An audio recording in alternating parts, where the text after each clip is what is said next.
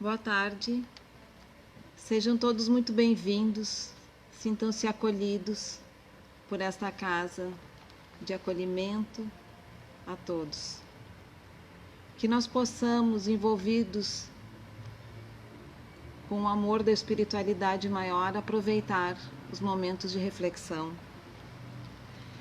E para começar a harmonização, eu vou ler Sabedoria Todo Dia, de Lourival Lopes, que nos diz o seguinte: queira o bem de todos, dê importante lugar aos outros na sua vida. Não deseje a eles o que não quer para si.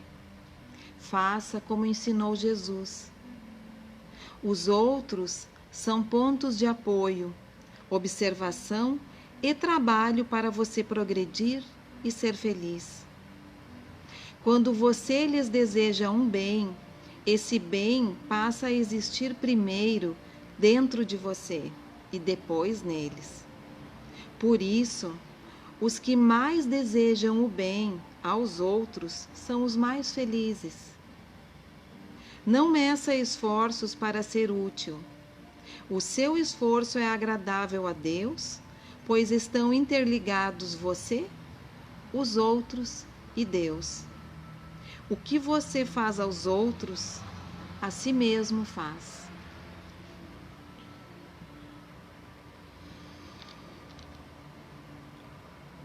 Eu convido a todos, então, para juntos fecharmos os nossos olhos, elevarmos o nosso pensamento ao nosso Pai, este Pai amoroso, e agradecer este dia lindo, este sol que alimenta o corpo, que aquece a terra, que nos deixa mais vivos para a vida. Que possamos, envolvidos por este amor deste Pai, sentir a sua grandeza, a iluminar e a guiar todo o universo com suas leis divinas e eternas. Obrigada, Pai, por podermos estar aqui, buscando conhecer a doutrina que os Espíritos de Luz nos trazem para nos ajudar na senda do progresso e evolução. Obrigada por este corpo, ó Pai, que nos possibilita essa jornada terrena. Obrigada por nossos irmãos de caminhada. E obrigada pelo nosso querido Mestre Nazareno a nos ajudar nesta evolução, a nos dar exemplos e a nos guiar. Que os Espíritos de Luz nos amparem nestes momentos de reflexão, que possamos absorver a maior quantidade de ensinamentos e levá-las ao nosso coração. Que a paz e o amor do Cristo fiquem conosco. Que assim seja.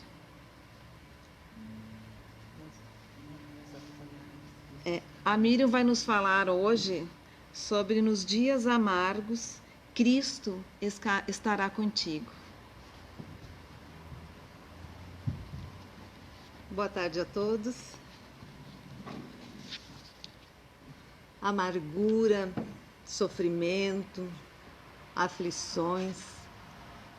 Quantos de nós já vivemos e estamos neste momento vivenciando estes sentimentos?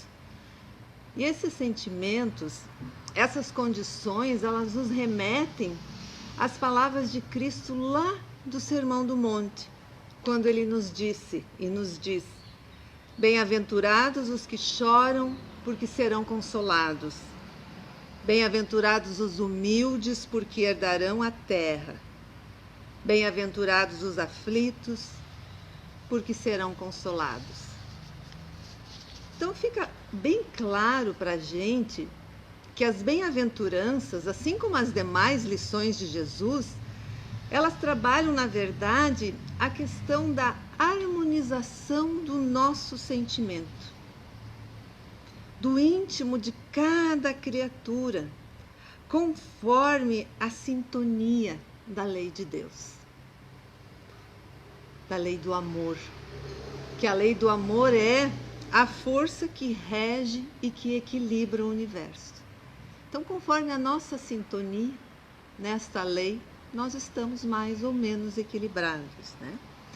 Então, sob esse ângulo, essas expressões das bem-aventuranças, choram, humildes, aflitos, elas refletiriam gradações ou estágios do modo de sentir de cada um de nós. E elas se configuram, se tomadas em conjunto, em representações simbólicas utilizadas por Jesus para caracterizar este processo que está em curso na Terra de depuração de cada espírito, sob o amparo da lei de causa e efeito que todos nós estamos sujeitos.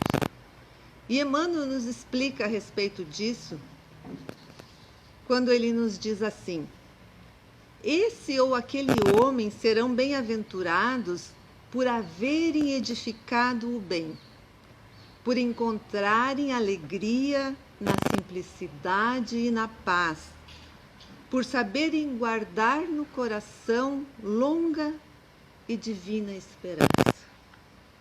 Encontrar alegria na simplicidade e na paz.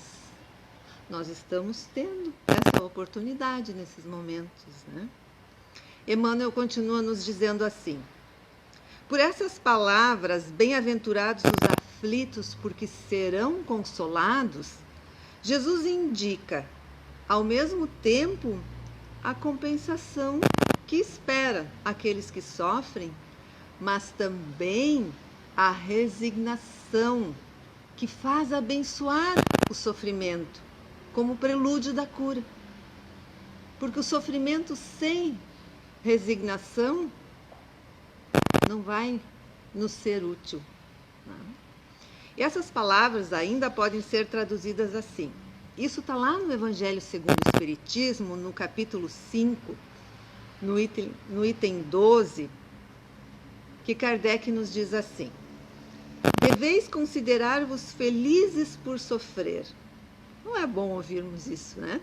Mas ele nos diz: deveis considerar-vos felizes por sofrer, porque vossas dores neste mundo são a dívida das faltas passadas. E essas dores, essas amarguras, suportadas pacientemente sobre a terra, vos poupam séculos de sofrimento na vida futura. Daí mais um motivo para nos resignarmos, pensando no amanhã, no futuro. E ele segue dizendo assim: deveis, pois, estar felizes, porque Deus transformou a vossa dívida, permitindo pagá-la neste momento, o que vos assegura a tranquilidade para o futuro. Percebem quando a gente lê isso? Quantas vezes a gente pensa que se a gente pudesse deixar as nossas dores para depois e hoje aproveitar e ser feliz? E Kardec nos diz ao contrário, que nós devemos agradecer que se nós já estivermos hoje de alguma forma respondendo à lei da causa e efeito, isso está nos proporcionando automaticamente paz e felicidade para o amanhã. E a gente fala a respeito de dor e sofrimento, de felicidade, mas convenhamos que é difícil nós sofrermos e nos considerarmos felizes. Por quê? Porque nós queremos ser felizes. Nós achamos que é o nosso direito ser feliz, e é. E nós não queremos sofrer. Nós queremos dias alegres sempre, nunca dias amargos. Mas nós que conhecemos a doutrina espírita, nós sabemos que nós não podemos gozar de completa felicidade na Terra. Porque, como diz Kardec, lá na questão 920 do Livro dos Espíritos, A vida nos foi dada como prova e expiação. E depende de nós a suavização dos nossos males e sermos tão felizes quanto possível na Terra. E ele continua na questão 921, dizendo que nós somos sempre os obreiros da nossa própria infelicidade. Nunca é o outro, somos nós. E que praticando a lei de Deus, se nós praticássemos a lei de Deus, nós evitaríamos muitos males e nos proporcionaríamos a felicidade tão grande quanto comporta a nossa existência grosseira. Existe aquela música que fala, depende de nós. Kardec nos diz exatamente isso, depende de nós. E ele continua ainda nessa mesma questão, dizendo assim: já nessa vida nós somos punidos pelas infrações que nós cometemos das leis que regem a existência corpórea, sofrendo os males consequentes dessas mesmas infrações e dos nossos próprios excessos. Se nós remontarmos a origem daquilo que nós chamamos de nossas desgraças, nossas amarguras, nós veremos que na maioria dos casos elas são a consequência de um primeiro afastamento nosso do caminho reto. Nos desviando deste caminho, o reto, o correto, nós tomamos outro, que não é bom. E, consequentemente, nós caímos na desgraça, na dor. Porém, quando Cristo disse, bem-aventurados os aflitos, porque deles é o reino dos céus, ele não se referia àqueles que sofrem em geral, porque todos nós que estamos no mundo sofremos, independente de condição social, de condição financeira, espiritual. Não é quem conhece mais as leis que regem a vida espiritual que sofrem menos. Todos sofremos. Mas poucos de nós sofremos bem. Poucos compreendemos que somente as provas bem suportadas podem nos conduzir ao reino de Deus.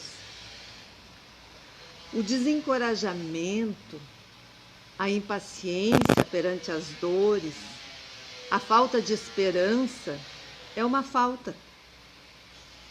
E Kardec nos diz: Deus vos recusa consolações porque vos falta coragem. Coragem para enfrentar. Né? E nessas horas que acontece isso, quando nós estamos com dor, normalmente nós nos recorremos à prece. E a prece, ela é sim um sustentáculo para a nossa alma. Porém, ela não basta. É preciso que a prece ela esteja apoiada sobre uma fé viva na bondade de Deus, na presença, na certeza da presença do Cristo nas nossas vidas. Principalmente nestes momentos amargos. Frequentemente, ele nos disse que ele não colocava fardos pesados em ombros fracos. O fardo é proporcional às forças, assim como a recompensa será proporcional à resignação, à paciência, à coragem. Maior vai ser a recompensa quanto menos penosa essa aflição nos for. Mas essa recompensa é preciso que a gente mereça ela. E por isso que a nossa vida é cheia de tribulações, de contratempos. Nós podemos comparar a nossa vida como uma batalha. E nós devemos ficar contentes quando Deus nos envia a luta. E essa luta, a gente sabe, que não é o fogo das batalhas normal, né, que a gente imagina, mas sim são as amarguras da vida, onde é preciso, algumas vezes, muito mais coragem do que teríamos que ter num combate sangrento. Porque nós não temos que vencer inimigos exteriores, mas sim os nossos inimigos interiores. Porque provavelmente nós, numa batalha, até poderíamos ficar firmes diante de um inimigo, mas nós nos dobraríamos certamente perante uma pena moral nossa. Por isso, quando nos atingir um motivo de inquietação e de dor, nós devemos nos esforçar para superá-los.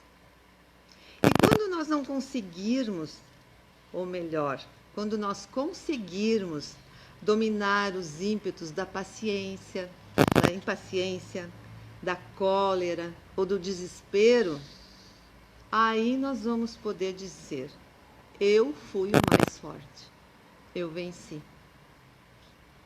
Mas vejam que a impaciência, a cólera, o desespero, não é do outro, é nosso.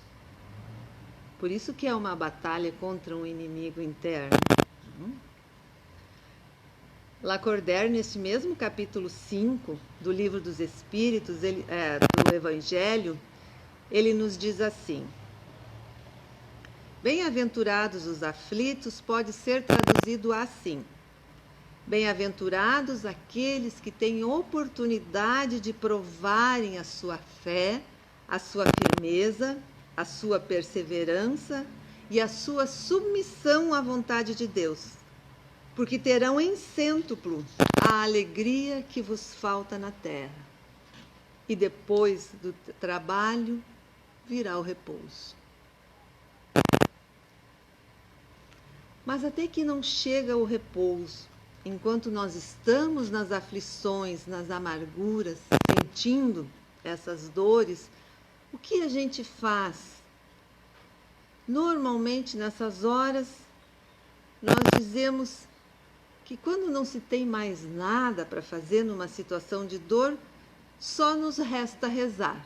Não é assim? Quantas vezes a gente diz: só me resta rezar? Como se a oração fosse assim algo por descargo de consciência, por não podermos fazer mais nada em determinadas situações. E na verdade nós desconhecemos que a oração é, em qualquer situação, a primeira e não a última terapia, porque ela tem uma eficácia enorme. Joana de Ângeles tem um texto muito bonito que é chamado Psicologia da Oração. E nesse texto ela diz que se convencionou que a oração é um recurso emocional e psíquico para rogar e receber benefícios de Deus. E assim nós transformamos a oração num instrumento de ambição pessoal. Nós oramos, nós fazemos a prece quando nós queremos pedir algo para Deus. E deixamos ela realmente distante do alto significado psicológico que ela tem. Porque a oração é um precioso recurso que nos faculta a aquisição da nossa autoconsciência, da reflexão, nos faculta o exame dos valores emocionais e espirituais que dizem respeito a cada um de nós. E ela se torna, então, um delicado campo de vibrações especiais, porque enseja, permite a sintonia com as forças vivas do universo. Então, ela se constitui num veículo de excelente qualidade para nos vincular ao nosso Pai, ao nosso Criador. Porque todos nós transitamos vibratoriamente em faixas únicas, especiais, cada uma de nós. Porque essas faixas, elas correspondem ao nosso nível evolutivo, ao nosso estágio intelectual e moral, corresponde também às nossas aspirações, às nossas atitudes, porque neste meio nós nos alimentamos e construímos a nossa existência, em cima dos nossos valores, das nossas ações. E a oração ela é um mecanismo que ela permite essa mudança de onda. Aqui nós estamos sintonizados a um campo mais sensível, mais elevado. Por isso que muitos dizem que orar é subir na escala vibratória do mundo, que a oração nos permite isso. E Joana continua dizendo assim: quem ora se ilumina de dentro para fora, tornando-se uma onda de superior vibração, em perfeita harmonia com a ordem universal. E o egoísmo, os sentimentos perversos, eles não encontram lugar nessa partitura, na partitura da oração. Por isso, é tão necessário a gente se desfazer desses sentimentos, destes acordes perturbadores, para que haja uma sincronização do nosso pensamento com as notas divinas, da musicalidade divina. Então, a psicologia da oração, nos diz Joana, é um vasto campo de sentimentos, dos nossos sentimentos, que vão se engrandecendo ao compasso das nossas aspirações dignificadoras, à medida que a gente vai aspirando coisas maiores do que o ter, do que o aproveitar, porque elas dão, essas verdadeiras aspirações que dão sentido e dão significado à nossa existência na Terra. Inutilmente, uma alma vai gritar em desespero, rogando soluções para os problemas que ela teria que solucionar. Mesmo que nessas orações, neste momento, a gente até pode atrair os irmãos, aqueles irmãos compadecidos da nossa pequenez. Mas se não ocorre uma sintonia nossa com a espiritualidade maior, ou seja, se nós apenas pedimos e clamamos com revolta, com não aceitação, se não houver essa sintonia, mesmo quando as respostas, as soluções são oferecidas pelo alto, elas não são captadas por nós, porque a nossa mente está exacerbada, está transtornada pela inaceitação, pela insatisfação, pela impaciência.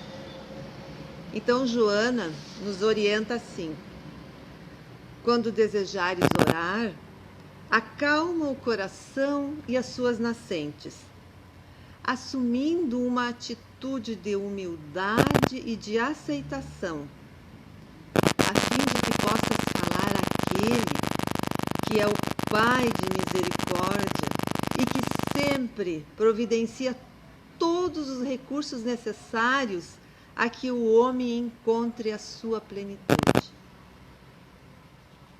É tão bonito esse texto, né? E Jesus, quando foi convidado pelos seus discípulos a ensinar a melhor maneira de se expressar pela oração, Jesus propôs então, primeiro, a exaltação ao Pai, e em seguida as rogativas, sim, porque nós temos muito a pedir sempre, e depois a gratidão. E ele os ensinou dizendo: Pai nosso que estais nos céus, santificado seja o vosso nome, venha a nós o vosso reino, seja feita a vossa vontade, assim na terra como no céu. O pão nosso de cada dia nos dai hoje. Perdoai as nossas ofensas, assim como nós perdoamos a quem nos tem ofendido. E não nos deixeis cair em tentação, mas livrai-nos do mal. É a oração mais linda e mais completa que existe, né? Então, Joana nos diz: entrega-te então a Deus, que nada te faltará. Pelo menos nada daquilo que seja importante à conquista da sua harmonia. Nada nos faltará. Talvez nos falte aquele objeto de desejo do momento, mas aquele nosso desejo não é o que nos faria bem. E Deus sabe exatamente o que nós precisamos, né? Uma história do Chico que provavelmente alguns já ouviram, mas é sempre importante a gente refletir. Ele conta que num dos seus dias mais amargos, que ele teve muita amargura nessa terra, um espírito missionário com uma importância incrível, mas teve muita dor, muito sofrimento, e os quais ele aceitava pacientemente, normalmente. Mas como humano, vivendo num planeta de provas e expiações, às vezes ele também se desesperava. E numa certa oportunidade ele pediu para Emmanuel que levasse o seu pedido de socorro a Maria de Nazaré, para que ela o consolasse, já que os seus problemas eram muito graves. E após alguns dias, o benfeitor voltou, dizendo-se portador de um recado de Maria. Chico, então, imediatamente pegou o lápis, e se colocou na posição de anotar o que viria. Pode falar, ele disse ansioso, vou tomar nota de cada palavra. O Emmanuel, atencioso, falou assim: anota aí, Chico. Maria me pediu para que lhe trouxesse o seguinte recado: isso também passará. Ponto final. Chico anotou, abriu os olhos e perguntou: só isso? E ele respondeu: Chico, a Mãe Santíssima pediu para lhe dizer que isso também passará. E assim como o Chico, todos nós, quando nós somos visitados pela dor, como neste momento muitos de nós estão sendo, a gente sempre gostaria de receber uma mensagem individual de consolo, né? Que viesse especialmente para nós. E muitos buscam isso de diversas formas, porque a gente pensa que muitas vezes a gente pensa que nós fomos esquecidos pela divindade, então nós queremos que nos seja concedida uma referência especial por parte dos benfeitores espirituais. Como a gente gostaria de receber uma mensagem psicofônica, psicografada, né? Algo que poderia até dizer isso também passa, mas que fosse para nós especialmente, né? Todavia, nós não podemos nos esquecer que Deus tudo vê e que nada acontece sem o consentimento dele. Então, basta que nós depositemos confiança nas suas leis soberanas, porque todas as coisas na terra passam. Passarão também os dias de amargura e de solidão. As dores e as lágrimas passarão. As frustrações que nos fazem chorar um dia passarão. A saudade do ser querido que se vai na mão da morte passará. Os dias de glória e de triunfo mundanos, em que nos julgamos maiores e melhores do que somos, eles igualmente passarão. Essa vaidade interna que nos faz sentir como o centro do universo, um dia passará. Dias de tristeza, dias de felicidade, são lições necessárias que na Terra passam, deixando no espírito imortal as experiências acumuladas. Essas não passam. E se hoje é para nós um desses dias repletos de amargura, paremos um instante, elevemos o pensamento e busquemos, cada um de nós, aquela voz amorosa a nos dizer carinhosamente: isso também passará. Porque este recado não era só para o Chico. Este recado é para cada um de nós. E nós podemos ter a certeza, pelas próprias dificuldades que nós já superamos, que não há mal que dure para sempre, nem este que todos nós, como sociedade, estamos vivendo neste momento. Ele também passará. Porque não só nos dias felizes, nos dias amargos, o Cristo estará conosco. Uma excelente tarde para todos.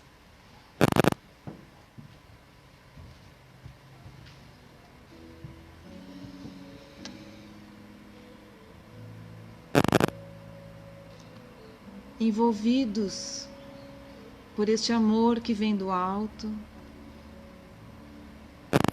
vamos nos preparar para o passe coletivo, abrindo nosso coração para que os fluidos salutares que a espiritualidade de luz nos traz neste momento, rogando ao nosso Pai, este Pai de amor, bondade e justiça, rogando bênçãos para que possamos, mesmo sem compreender no momento a dor que passamos, a aflição que sentimos, que nós possamos, ó Pai, agradecer essa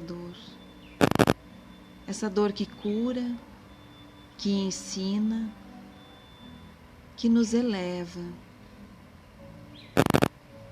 que nos faz lembrar do nosso irmão Jesus Cristo, que nos momentos mais difíceis, enquanto viveu conosco sobre a terra, entregou a sua vida em suas mãos, ó Pai. Que nós possamos nos espelhar neste irmão e fazer este mesmo gesto, nos colocando em tuas mãos. Vamos lembrar também de Maria, esta mãe de amor e de proteção, que entregou seu filho para o bem da humanidade, que abriu mão de seu bem maior por todos nós. Que possamos aprender com este amor benevolente e caridoso a nos entregarmos também ao nosso irmão, ao mais necessitado. Que possamos, ó Pai, a cada dia buscar nos melhorarmos, aceitando o teu ensinamento e buscando o exemplo do Mestre Nazareno. Que a paz e o amor da espiritualidade de luz nos envolva a todos e que possamos levar aos nossos lares estes fluidos, que sejam tão benéficos à nossa família quanto são a nós. E que tenhamos todos nós um resto de semana de muito amor e muito trabalho no bem. Que assim seja.